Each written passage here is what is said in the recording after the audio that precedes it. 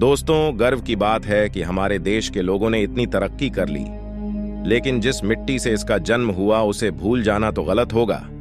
जी हाँ, मैं उसी सुकून वाले एक ऐसे गांव की बात करने वाला हूं जिसके बारे में बहुत कम लोग जानते होंगे। वेरेबो एक छोटा, बहुत दूर का गांव है। समुद्र तल से लगभग 1100 मीटर की ऊंचाई पर स्थित है और दिन गांव से पैदल यात्रा लगभग 3 से 4 घंटे की है। वेरेबो पूरी तरह से मनोरम पहाड़ों और घने टुड्ढो जंगल से घिरा हुआ है। तो आइए आज हम इस गांव के बारे में जानते हैं। नमस्कार दोस्तों, आप सभी का स्वागत है एक बार फिर से।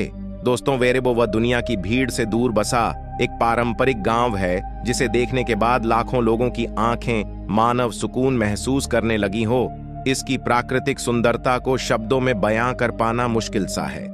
आपको यकीन करना थोड़ा मुश्किल होगा कि यह वेरेबो गांव समुद्र तल से बाहर 100 मीटर की ऊंचाई पर बसा हुआ है और दुनिया में ऐसी कम ही जगह है जो इतनी ज्यादा ऊंचाई पर बसाई गई है। इसीलिए तो वे वेरेबो गांव को बादलों के ऊपर बसा हुआ गांव कहा जाता है। इंडोनेशिया कई द्वीपों से मिलकर बना देश है और उन्हीं में से एक द्वीपों की श्रृंखला है फ्लोरस आइलैंड, जो सात नुस्जिनगाड़ा द्वीप समूह में आता है। साल 2012 27 अगस्त को यूनेस्को द्वारा इस गांव को इसकी परंपरा के अनुसार टॉप अवार्ड से बैंकॉक में सम्मानित किया गया था।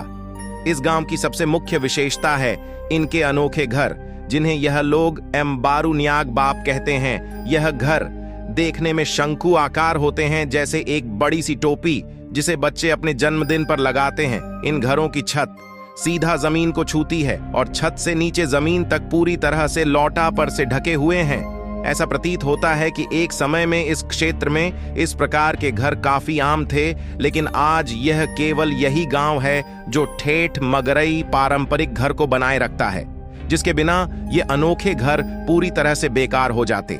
इन घरों को 5 भागों में बांटा गया है, जिसमें हर एक भाग अपने खास चीज के लिए है। जैसे कि पहला भाग, जिसे ये लोग लुतुर या टेंट कहा जाता है, यहाँ परिवार रहता है। दूसरे भाग को ये लोग लोबो कहते हैं, जहाँ खाना और दूसरे सामान रखे जाते हैं। तीसरे भाग को लेंटर कहा जाता है और यह हिस्सा अगली फसल के बीजों को रखने के लिए इस्तेमाल किया जाता है। चौथा भाग को लेमापा राय कहा जाता है, जिसे सूखे से बचने के लिए खाद्य पदार्थ रखने के लिए इस्तेमाल में लाया जाता है। और आखिरी में 5वां और घर का सबसे ऊपरी भाग आता है, जिसे हैकांग कोड कहा जाता है। यह लोग इस भाग को सबसे पवित्र मानते हैं और यहाँ अपने पूर्वजों को प्रसाद चढ़ाते हैं। इस वेरेबो वह गांव में केवल 7 घर है।